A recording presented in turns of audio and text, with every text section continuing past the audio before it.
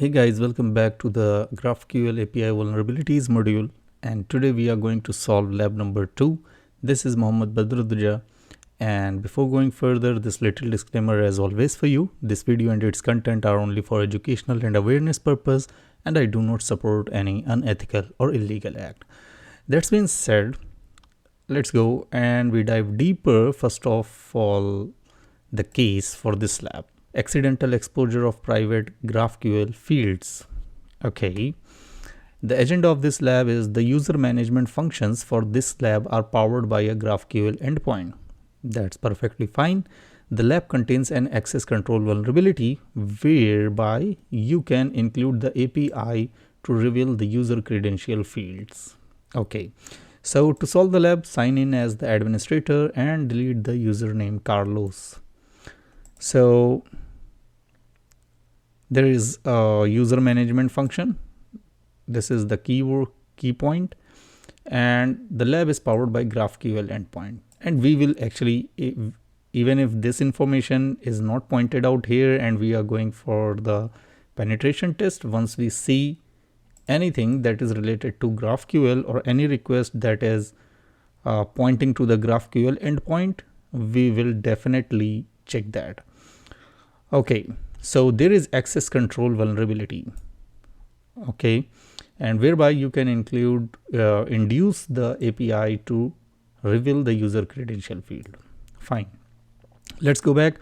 So I'm just going to enable the burp proxy on my browser, and burp suite is here. And what I'm going to do, just manage a bit. Fine. So now let's go.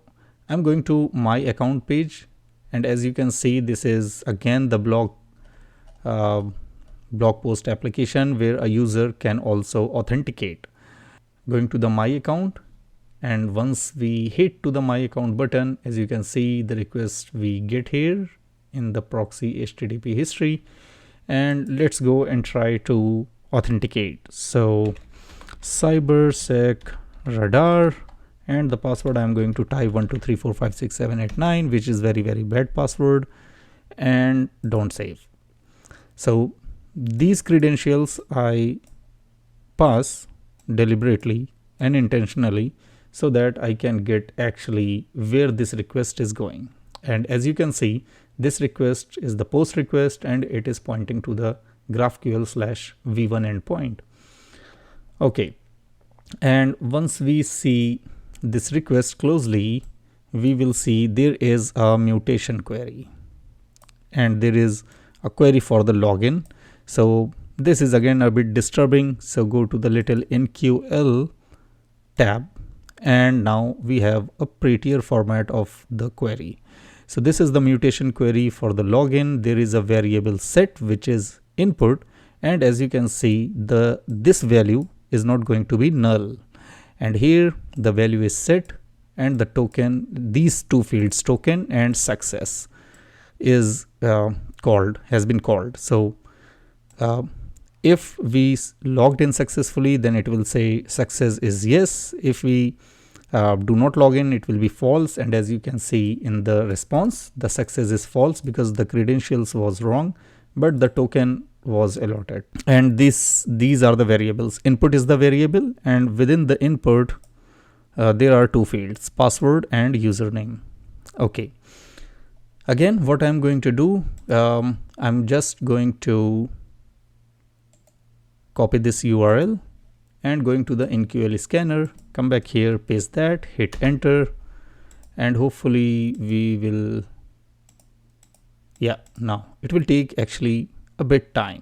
So just click on it, double click, and there are two things, mutation and query. And this time there is one very interesting part which we did not see in the previous lab, which is schema, and it is in the JSON format. So here also within this input field, here you can specify the GraphQL URL, and you can also specify the schema.json file, which is this one. And you can see this, how big this schema is. Boom. And in the real life scenario, you may get more than that.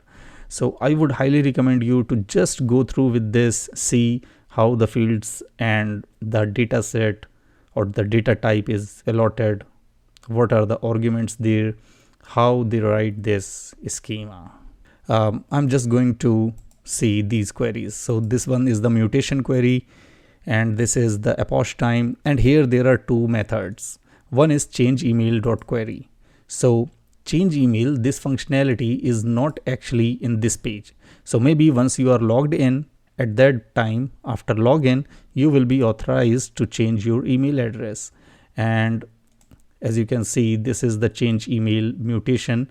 Why it is mutation? Because whenever you are going to add, edit or delete something, that query will be known as the mutation in GraphQL. So in the change email, there is input, you need to type your email, right? Login query, which we already saw before, and login query is also a mutation query. Fine. There are other queries too, this one, and this is the date, this is the epoch time, and here maybe epoch time. I'm not sure, but it should be. The format and the numeric values seems like epoch time. Anyway, so there are two more queries there. The first one is all blog post, which we saw in the previous lab. So as you can see, in the previous lab we found here one password field 2, but in this lab we are not getting here the password field. And there is another thing which is blog post. So that interesting part we saw in the previous lab, right? There was ID defined as 1334. This is actually the blog post. So maybe this ID belongs to the blog post. Anyway, there is third query, which is get user query. And in this query, again, the ID is 1334. That could be a ID of a user. And within this get user query, we have password, ID and username. So that means if in any way we are able to pass this query, so maybe we find username and password also. I'm going to copy this query, come back here, paste that, and now again go back to the repeater. I actually did not send this to the repeater, so send it to the repeater, come back to the repeater, send this request. So in the response we see that we successfully completed the query and response is there. Now come back to the NQL, and instead of this mutation query, okay, because you can see here I can run maybe other queries instead of login, because rest of the thing like the endpoint is the same. So any request will go to the same endpoint, unlike REST API, and everything is okay. It seems okay. The content type is application/JSON, request is post.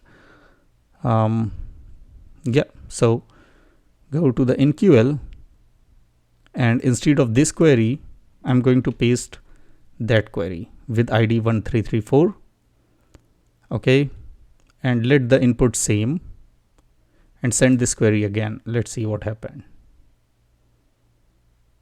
And there is error location message unknown operation named login. So if you go again to the click on the pretty button and come back here and see this query. So actually the query started from here and end up to here, right? And the message is error is saying unknown operation named login, and as you can see the operation name here is login. So let's delete this operation name and also delete this comma, okay, and come back here in QL. Everything is set fine, pretty. Go again, there is no operation this time. Send this query again, and yeah, this time the query is processed, but the thing is there is no user with the ID 1334.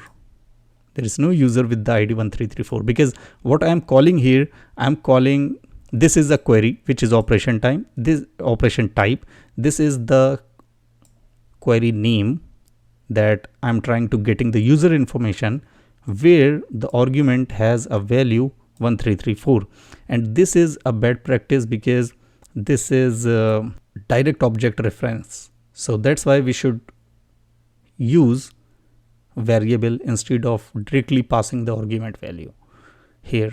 So instead of id 1334, let's change this value to 1 and send this message again.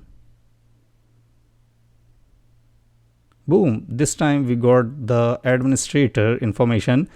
Its ID is 1, username is administrator, and this is the password. Let's try something else. Let's try user ID 2. Before that actually I want to copy this information and paste that here. Okay, let's go back. ID is 2. Now send it again, and as you can see, this time we found second user with username Wiener and the password is Peter. So again, copy this back here, paste that. Let's try ID number 3, send this, and this time we found Carlos. So copy, come back here, paste that, and we are good to go. So we have all the information about these users. You can try 4, 5, 6, 7, 8, 9, 10 IDs, no problem in that, but the thing is our purpose is solved here. So the username is administrator. I'm going to copy this back here, and let's type here administrator, and the password is going to be this. Copy, come back here and paste that, login. Let's see if we can log in or not. And yes, we logged in successfully. So if we come back to the proxy HTTP history, we have another post request, and see both of the post requests going to the same endpoint, and this time as you can see success is true. That means we are logged in. Back here, to solve the lab, we need to go to the admin panel and delete the Carlos account. And we solve the lab. Fantastic. So that's it for this video. I hope you understand. I hope you enjoyed the lab. If you like the content, please like, subscribe and share. I'm going to see you in the next video. Bye.